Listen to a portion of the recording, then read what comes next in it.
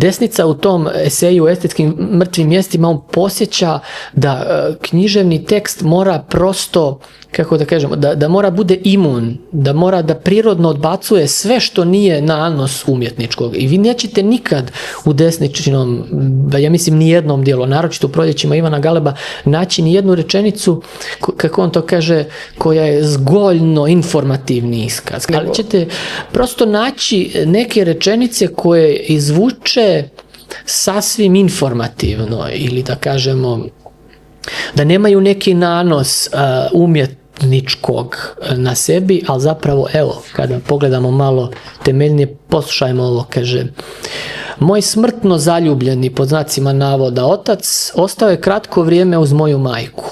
S njom začeo mene, svog sina, pa opet odlutao morima.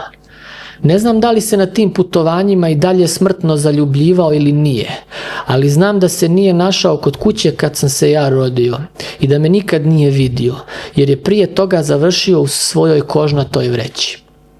Umro je na brodu. A ja sam ostao u krilu majci, koja je i dalje ostala u njega smrtno zaljubljena. Vrlo jednostavnim rečenicama ispričana ukratko nesrećna ljubavna priča njegove majke i tragična sudbina njegovog oca. Ali pazite, 3 puta je rekao smrtno zaljubljen.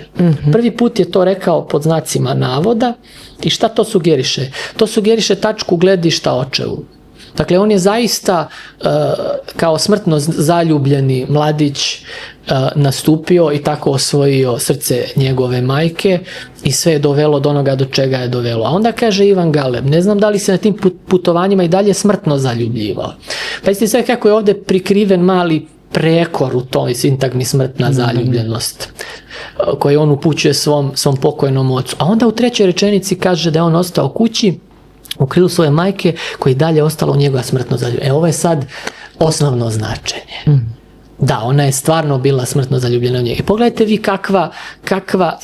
kakva sadržajnost i kakav umjetnički potencijal u nekim rečenicama koje su na izgled čisto informativne. Kao da je to jedna bila brzopotezna evokacija očeve sudbine i roditeljske ljubavi, a zapravo je rečeno mnogo više. Da.